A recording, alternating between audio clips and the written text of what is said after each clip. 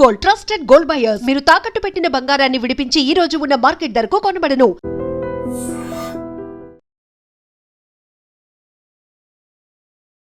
నమస్కారం, welcome to I dream. ధర్మ మార్గం విత్ విజిత కార్యక్రమానికి స్వాగతం.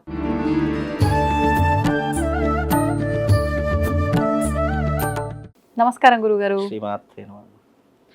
గురుగారు, లలితా సహస్రనామం యొక్క పారాయణము అంటే లేడీస్ ప్రత్యేకించి ఆలయాల్లో కానివ్వండి, ఇంట్లో కానివ్వండి, ఒక నలుగురు ఐదుగురు ఒక దగ్గర చేరి ఆ పారాయణం చేయటము ఇలాంటివి ఈ మధ్యకాలంలో ఎక్కువగా వింటున్నాం. నిజంగా లలితా సహస్రనామ పారాయణం చేయటం వల్ల అంత ఫలితం ఉంటుందంటారా? చాలా అద్భుతమైనటువంటి ప్రశ్నమ్మ. అంటే చాలామంది కొన్ని నెగిటివ్ పాయింట్స్ని కూడా చెప్తే దాన్ని ఏ రకంగా పాజిటివ్లోకి మార్చాలి అనేటటువంటి అంశం మీద కొంతమంది రీసెర్చ్ చేస్తే ఏం చెయ్యాలో తెలియకుండా చీకటిలో ఉన్నటువంటి వాడికి వెలుగు కావాలి అని అనుకుంటే దానికి లలితా సహస్రనామ పారాయణం మంచి ఒక ఉపశమనం వాళ్లకు. అంటే ఒక రూపాయి ఖర్చు లేకుండా చక్కగా భక్తి శ్రద్ధలతో గనక లలితా సహస్రనామ పారాయణం గనక ఆచరిస్తే దానికి మించినటువంటి యజ్ఞము లేదు, దానికి మించినటువంటి క్రతువు లేదు, దానికి మించినటువంటి నామము లేదు అని శాస్త్రము. నామాలలోకెల్లా లలితా సహస్రనామం విశేషమైనటువంటి నామాలు. అది ఈ సృష్టికి మూలంగా ఉన్నటువంటి తల్లి యొక్క నామాలు. అందులోనూ లలితా సహస్రనామంలోనే మొట్టమొదటిగా వచ్చేటటువంటిది శ్రీమాత శ్రీ మహారాజ్ఞి. అంటే ఈ ముల్లోకాలకు మహారాణి అయినటువంటి తల్లి. కేవలం మనుషులకే మానవాళికే కాదు, దేవతలకు కూడా మహారాణి ఎవరు అనంటే ఆ లలితా పరమేశ్వరి అమ్మవారు. ఆ లలితా సహస్రనామాలు రహస్యమైనటువంటి నామాలతో కూడుకున్నటువంటి విధానాలు. జీవితంలో ఎవరికైనా కష్టకాలం ఉంది, ఆపత్కాలం ఉంది, విపత్కాలం ఉంది, నా జీవితంలో కష్టాల ఊబిలో కూడుకుపోతున్నాను అనుకున్న ప్రతి ఒక్కరూ ప్రతిరోజు లలితా సహస్రనామ పారాయణం ప్రారంభం చేయడము మీరు అలవాటు చేసుకోండి. మీ జీవితంలో కష్టము అనేటటువంటిది మీ జీవితంలో రాకుండా ఆ తల్లి మీకు రక్షణగా ఉండేటటువంటి ఒక కవచంగా ఉండేటటువంటి నామాలు ఏవైనా ఉన్నాయంటే అది లలితా సహస్రనామము. అందుకే అమ్మవారిని మహారాజ్ఞి అన్నారు. అగ్నితత్వంతో కూడుకున్నటువంటి తల్లి. అమ్మవారి యొక్క నామాలకు అనేక అర్థాలు ఉన్నాయి. అనేక అర్థాలలో మహా అగ్నితత్వం కలిగినటువంటి తల్లి నా కష్టాలను అగ్నిరూపకంగా దహించేసి నాకు పుణ్యాన్ని ప్రసాదించు అని చెప్పేటటువంటి మొట్టమొదటి నామము శ్రీమాత శ్రీ మహారాజ్ఞి అనేటటువంటి. శ్రీమాత అన్నదానికి అర్థమైన శ్రీ అంటే మహాలక్ష్మి, మా అంటే సరస్వతీదేవి, మళ్ళీ శ్రీమాత అంటే గనక మాత అన్నదానికి పార్వతీదేవి అని అర్థం. అంటే ముగ్గురమ్మల మూల పుటమ్మ కలిసి ఉన్నటువంటి నామం శ్రీమాత. అందుకే దాన్ని అక్షరంతో ప్రారంభం చేయడం మొదలు పెడతారు.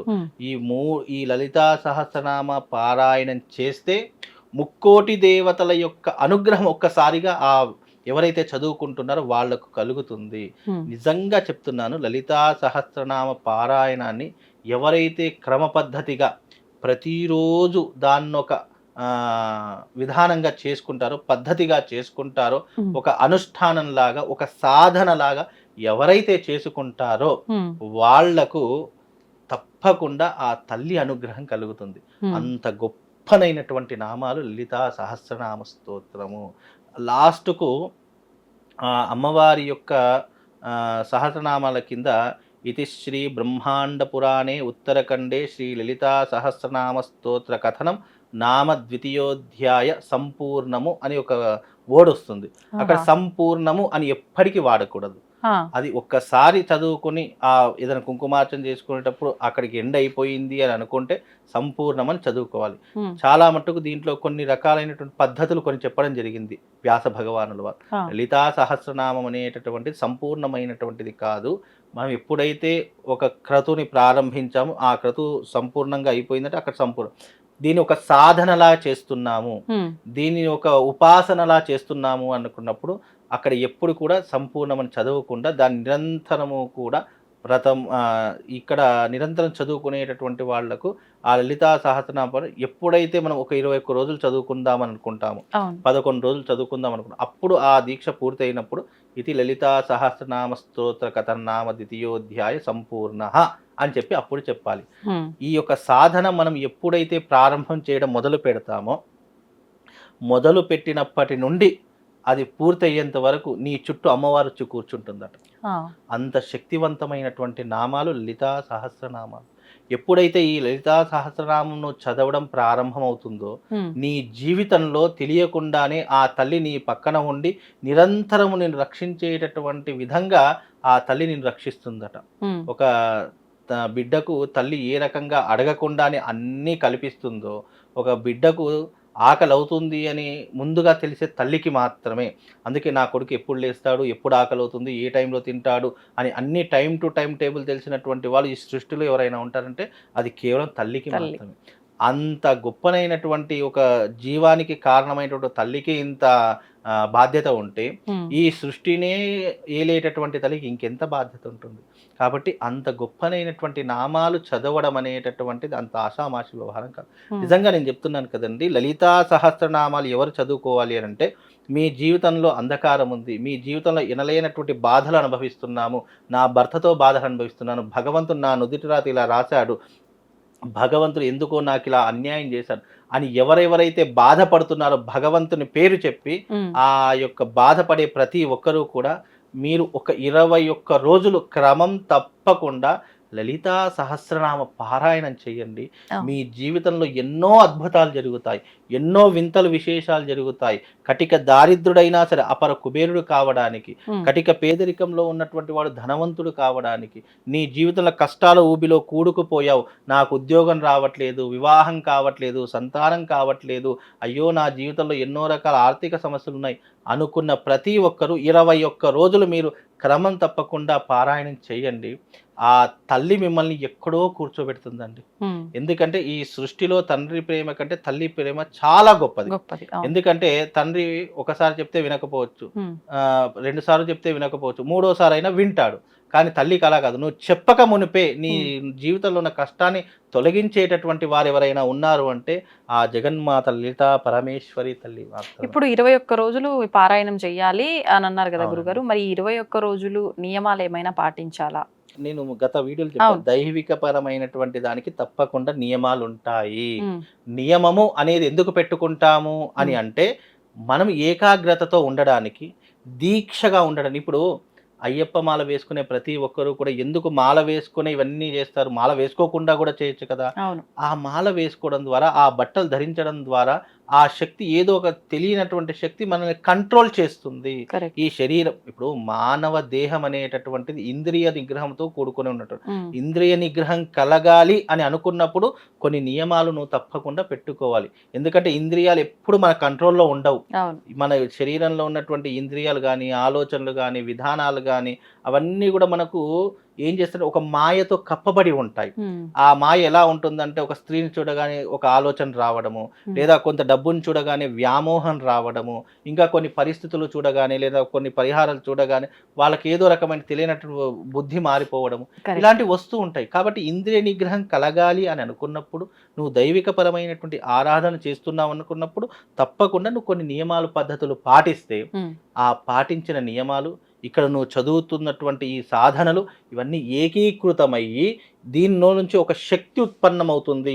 ఆ శక్తి ఉత్పన్నమైనప్పుడు నీ జీవితాన్ని మార్చేటటువంటి బాటగా నేను తీసుకొని వెళ్తుంది. అందుకే లలితా సహస్రనామ పారాయణంలో ఉన్న 1000 నామాలు ఉమ్. నీకు ఎన్నో రకాలైనటువంటి పాపాలను దూరం చేస్తాయి. మగవారు కూడా లలిత పారాయణం చేయొచ్చా గురుగారు? ఎవరైనా చేయొచ్చు. దీంట్లో ఎప్పుడైనా భగవత్ తత్వానికి, భగవంతుని కార్యానికి స్త్రీ పురుష తారతమ్య భేదం లేదు. ఓకే. తప్పకుండా ఎప్పుడైనా భగవత్ తత్వానికి అర్థం ఏంటి అంటే, భగవంతుడు అందరికీ సమానం. ఇప్పుడు డబ్బు అనేటటువంటిది ఎవరికి, స్త్రీకైనా పురుషుడికైనా నపుంసకుడికైనా ఎవరికైనా డబ్బు ఏ రకంగా సరిసమానమో, భగవతత్వం కూడా అదే సరిసమానమైనటువంటిది. భగవతత్వానికి స్త్రీ పురుష తారతమ్య భేదాలు ఉండవు. మగవారైనా చేసుకోవచ్చు. చాలా మంది, ఇప్పుడు కొంతమంది పెళ్లి కాని వారు కొన్నిసార్లు వ్రతం చేసుకోవాలి అని అనుకున్నా కూడా కొంతమంది నామోషి పడుతూ ఉంటారు. అయ్యో, భార్య లేకుండా కొన్ని వ్రతాలు చేయకూడదేమో, భర్త లేకుండా కొన్ని వ్రతాలు చేయకూడదు స్త్రీలు అనుకోవడము. భగవతత్వానికి అవకాశం ఉంటే తప్పకుండా చేసుకోవాలి. అవకాశం లేకపోతే నువ్వు సింగిల్గా అయినా చేసుకోవచ్చు, దాంట్లో తప్పేం లేదు. చాలా మంది కొన్ని యజ్ఞ యాగాదుల్లో కూడా భర్తలు ఎక్కడో విదేశాల్లో ఉంటారు, కానీ వీళ్ళు యజ్ఞం చేసుకోవాలని సంకల్పం ఉంటుంది. అప్పుడు ఏం చేస్తారు, వాళ్ళ వివాహమైనటువంటి వాళ్ళు వాళ్ళ యొక్క వస్త్రాలను పక్కన పెట్టుకొని వ్రతం చేయడం ప్రారంభం చేయడం, యజ్ఞ యాగాదులు చేయడం ఇలాంటివి చేస్తారు. అంటే భగవంతునికి కావాల్సింది ఏంటంటే ఏకాగ్రత, చిత్తశుద్ధి. ఇవి ఉన్న ప్రతి ఒక్కరు ఏ క్రతువైనా కేవలం ఇది పారాయణమే కాదు, ఏదైనా చేసుకోవచ్చు. కాబట్టి లలితా సహస్రనామ పారాయణం అనేటటువంటిది మనిషిలో ఉన్నటువంటి చైతన్యాన్ని పెంచుతుంది, ధైర్యాన్ని పెంచుతుంది, ఆకర్షణీయమైనటువంటి విధానాన్ని పెంచుతుంది. నువ్వు ఎప్పుడైతే లలితా సహస్రనామం నిరంతరం పారాయణం చేయడం మొదలు పెడతావో నీ నోటిలో వచ్చేటటువంటి శబ్దం ఒక శాసనంలా మారిపోతుంది. శాసనము అంటే ఏంటి, అధికారంగా మారిపోతుంది. అప్పుడు నీ జీవితంలో లలితా సహస్రనామం పారాయణం చేస్తూ వెళ్ళావనుకో, ఎదుటివాడు ఎంత గొప్పవాడైనా ఎంతటి వాడైనా సరే నువ్వు చెప్పిన మాటకు కట్టుబడి ఉంటాడు. అలా మనిషిని ఒక శక్తివంతంగా మార్చేటటువంటి నామాలు లలితా సహస్రనామ పారాయణము. దానిలో ఉన్నటువంటి శక్తి, వైబ్రేషను, దాంట్లో ఉన్నటువంటి తరంగాలు మనిషిని ఒక ఉన్నతమైనటువంటి స్థితిలో కూర్చోబడతాయి. కోపతారి మనుషులనైనా ప్రశాంతంగా మార్చేస్తుంది. మా అబ్బాయి ఊరికే కోపడతాడండి, మా అబ్బాయి చీటికి మాటికి గొడవ పడతాడండి, ఏది మాట్లాడినా తప్పుడు అర్థంగా తీసుకుంటాడు, అనవసరంగా అరుస్తాడు, అనవసరంగా ఇంట్లో ఉన్న వాళ్ళ మీద ఊరికి అరవడం ఇలాంటివి చేస్తాడు. అలాంటి వాడైనా సరే లలితా సహస్రనామ పారాయణం చేసి చూడండి, ప్రశాంతంగా అయిపోతాడు. మనసు ప్రశాంతంగా అయిపోతుంది, ఆలోచనలు మారిపోతాయి, బుద్ధి మారిపోతుంది, అన్నీ మారిపోతాయి. అంత గొప్ప, ఇక ఆ నామాలకు సాటి ఇంకొకటి లేదు. కాబట్టి లలితా సహస్రనామ పారాయణం మీ జీవితాన్ని మార్చే అత్యద్భుతమైనటువంటి సాధన. మీ జీవితంలో కష్టకాలంలో ఉన్నారంటే పారాయణం చేయడం మొదలు పెట్టండి. 21 రోజే చేయండి. 21 రోజు చేశారనుకోండి, వాళ్ళ జీవితంలో కొన్ని మార్పులు కనిపిస్తాయి. అబ్బా, అమ్మవారి దయ వల్ల నాకు మార్పు వచ్చింది అని చెప్పి ఇక దాన్ని చేయడమే ప్రారంభిస్తారు. ఒక వ్యక్తికి ఒక మంచి జరిగింది అనుకున్నప్పుడు దాన్ని ఇంకా నిరంతరం చేసుకుని వెళ్తే ఇంకా దాని యొక్క ప్రభావం రెట్టింపుగా వచ్చి నీ జీవితాన్ని ఉద్ధరింపజేయడానికి, ఆ తల్లి యొక్క ఆశీర్వాదం నీకు లభించడానికి ఇంతకంటా సులువైన మార్గం ప్రపంచంలో ఏది లేదు. నీ ఇంట్లో కాస్త టైం తీసుకొని అది చేసుకుంటే ఇక నీ జీవితంలో విద్య, ఉద్యోగం, ఆరోగ్యం, ఐశ్వర్యము, మంచి లాభాలు అన్నీ కూడా దాని ద్వారానే కలుగుతాయి. కాబట్టి అది ఒక గొప్పనైనటువంటి సహస్రనామ స్తోత్రము. దాన్ని చదివినటువంటి వారి యొక్క జీవితం ధన్యము. ధన్యవాదాలండి. తవ్వండి, తవ్వుతూనే శివలింగం సరే దాన్ని అట్లా కప్పేసేయండి, చూపించదండి. Krishna is there. మూర్తి పూజ కాదు, సాక్షాత్ బ్రజేంద్ర నందన భగవాన్ ఉన్నారు మూర్తిలో. ఏమీ ఆశించకుండా ఆరాధించే వాళ్ళు కూడా ఉన్నారా ప్రభుజీ? నిజమైన భక్తి అంటే మనకు తెలియదు కాబట్టి